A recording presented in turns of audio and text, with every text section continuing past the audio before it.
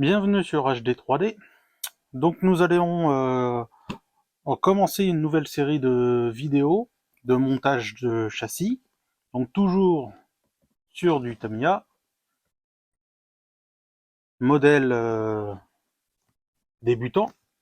Donc là, sur un châssis DT03, qui est le châssis le plus abordable chez Tamiya pour commencer la radio commandée. Donc comme d'habitude, je vais faire un rapide historique sur le châssis et le modèle, suivi de l'unboxing de cette boîte qui contient une option avec. Après, ce sera différentes vidéos, donc je vais essayer de les faire un peu plus courtes que les autres fois parce qu'il y a des fois c'était un peu long. Donc je vais couper entre chaque sachet. Donc on aura plusieurs vidéos de montage du châssis, suivi de la peinture de la carrosserie, décollage des stickers et bien entendu des tests du châssis et un comparatif avec les modèles précédemment montés. Donc à l'heure où sort la vidéo, je ne sais pas si vous aurez eu encore les retours des essais pour les deux autres modèles, mais sinon, vous inquiétez pas, ça va arriver avec les essais, des options aussi que je vais monter sur les autres modèles. Et ben l'option qui est d'office dans celle-ci sera automatiquement montée, bien entendu, donc il n'y aura pas d'essai sans option parce que je vois pas trop l'intérêt. Je verrai si je le montrerai plus tard, la version de base pour vraiment voir la différence, mais vu qu'il est vendu quasiment tout le temps avec l'option, normalement il n'y a pas trop d'intérêt. Donc voilà, donc c'est parti pour le petit historique du châssis. Donc pour l'historique de ce kit, donc le Racing Fighter sur châssis DT03. Donc à savoir déjà que la Racing Fighter, enfin du moins la carrosserie, n'a pas réellement d'historique chez Tamiya. Ça, d'après mes recherches, ça a l'air d'être vraiment une nouvelle carrosserie, pas tirée de design antérieur. Par contre, le châssis DT03, donc c'est un châssis qui est sorti en 2014. Il faisait suite au DT02, qui était lui-même sorti en 2005. La première carrosserie qui est sortie sur le châssis DT03, c'est la Neo Fighter Buggy. Donc celle-ci a des formes qui sont un peu repris de la The Frog, qui datait, elle, de 1983, euh, sur un châssis ORV. D'ailleurs, dans cette première version, et d'ailleurs, et peut-être tous les packs, je sais pas si ça concerne tous les packs, mais au moins les premières, la Neo Fighter Buggy, avait des autocollants supplémentaires dans la boîte, permettant de recréer le design de la The Frog, donc qui était un véhicule avec du rose en bas et des petites grenouilles à coller dessus. Contrairement à celle-ci, qui est sortie un peu plus tard, du coup, puisque la Neo Fighter est bien sortie, elle, en 2014, mais celle-ci est sortie en 2016. Les différences entre la Neo Fighter et la Racing Fighter vont être essentiellement déjà la carrosserie, qui va être beaucoup plus fine, donc en largeur sur l'avant, que la Neo Fighter, et qui est beaucoup plus onculeuse, puisque là on a quasiment que des angles droits, et que la Neo Fighter était assez arrondie, puisqu'elle faisait rappel à la The Frog. Elle a aussi des roues qui sont plus fines à l'avant, enfin exactement, les pneus sont plus fines à l'avant puisque les jantes c'est les mêmes, donc avec moins de contact au sol. Donc on verra d'ailleurs si c'est mieux ou non, puisque j'ai aussi les autres roues. Donc voilà, c'est les deux seules différences entre les deux carrosseries, donc les roues, et puis forcément la carrosserie qui est différente. Donc à savoir qu'il y a eu plusieurs versions sur ces deux modèles. Donc pour la Neo Fighter, il y a eu donc le modèle de base qui avait les autocollants pour la The Frog avec. Il y a eu la version verte métal en plus, donc avec des roues vertes et une carrosserie métallisée, donc qui était pré-peinte. Je sais même pas si elle n'était pas entièrement montée. Enfin pré-peinte c'est sûr, mais entièrement montée je sais plus. Parce que sur ces châssis-là, on pouvait avoir des châssis livrés avec la radio, etc. Du moins ce modèle-là. Il est réellement sorti complet. Pour la première, je suis pas sûr que ça existait déjà monté. Mais avec la carrosserie pré-peinte, ça existait. Pour ce modèle-là, il y a eu plusieurs versions aussi. Donc il y a eu celle que vous avez devant vous, et aussi une version chrome. Donc là, on avait le droit à des jantes chrome et une carrosserie qui était chromée. Il y a eu une autre version qui est arrivée plus tard, donc la Black Edition. Donc là, une carrosserie noire du coup, et on en avait les jantes rouges. Donc voilà pour l'historique sur ce châssis-là. Et maintenant, c'est parti pour l'unboxing. Donc on va passer à l'ouverture l'ouverture de la boîte, donc de ce châssis TT03 avec la carrosserie Racing Fighter.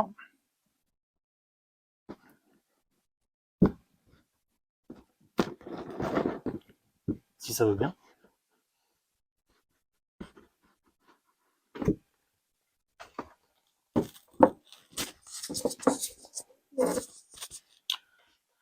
Donc on y retrouve l'électronique fournie par T2M. Donc là, c'est, si je me trompe pas, la copie du Hobby-Wing. Donc ça, c'est le 1060. Donc la copie T2M de l'Hobby-Wing 1060.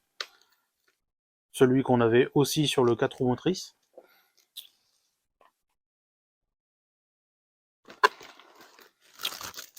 Donc là, les roues qui sont du coup différentes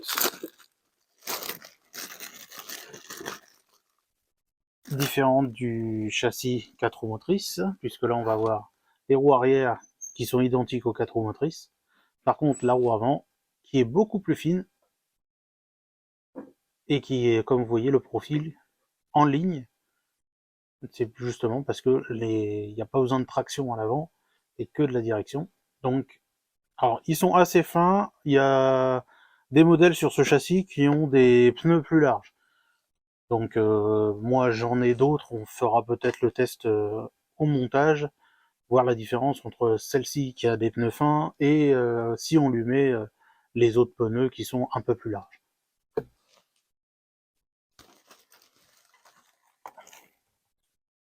Bien entendu, on a les jantes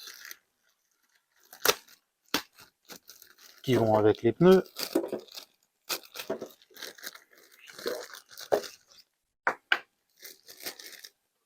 Donc au niveau du design des roues, à l'avant et à l'arrière, on a le même design. Par contre, on n'a pas du tout la même épaisseur vu que les pneus avant sont beaucoup plus fins. Et au milieu, c'est simplement des triangles, on n'a pas d'hexagone, contrairement aux roues arrière qui sont pour la propulsion, qui ont un hexagone. Donc on ne pourra pas mettre n'importe quelle roue à l'avant. À l'arrière, c'est du 12 comme la majorité de châssis, donc on peut mettre un peu toutes les jantes.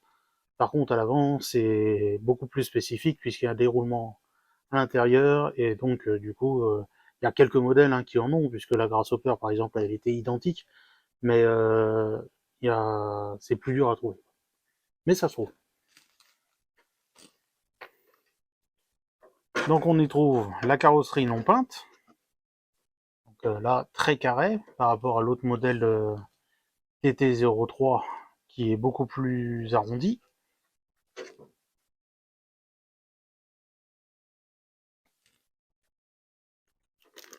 Donc les éléments de différentiel, donc pour l'arrière, puisqu'il n'y en a qu'un de différentiel sur celle-là.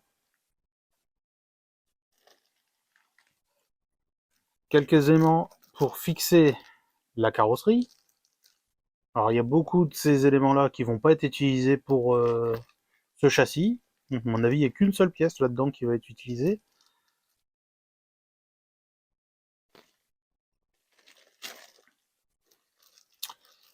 Donc les grappes pour les bras. Les bras de suspension, les triangles exactement. Donc ça c'est les triangles inférieurs avant et arrière du coup.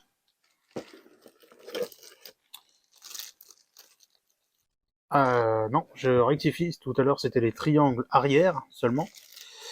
Avant, enfin au-dessus et dessous, et là on a les triangles de dessous et de dessus pour l'avant, avec l'espace pour passer l'amortisseur sur cette partie-là. L'amortisseur passe à l'intérieur du triangle, contrairement aux autres véhicules. Donc on a une grappe pour tout ce qui va être pare-choc, fixation du cerveau, des supports de suspension. Voilà.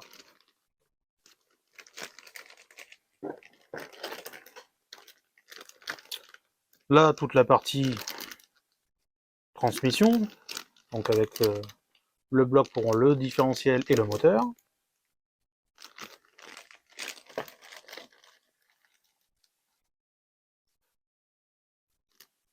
Les cardans et les noix.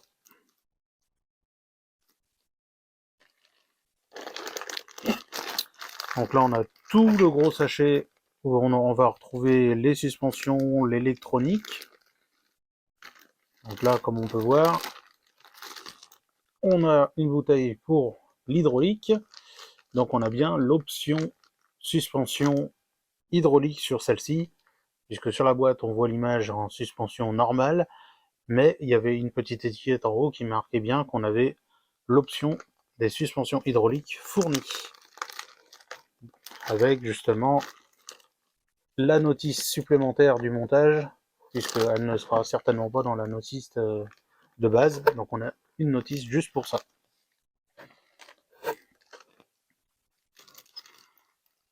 Donc là, on va voir les portes-fusées et les hexagones.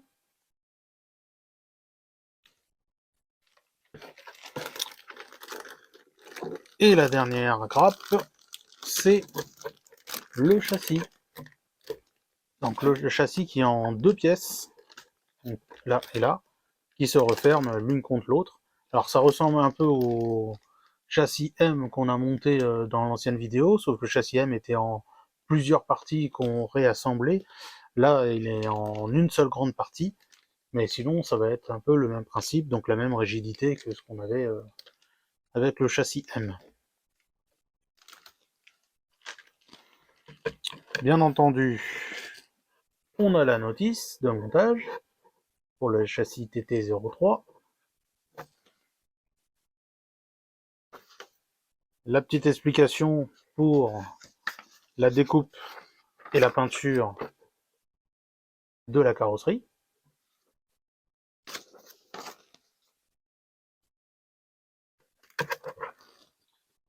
Et les autocollants non découpés, hein, comme d'habitude chez Tamiya, il faut les découper soi-même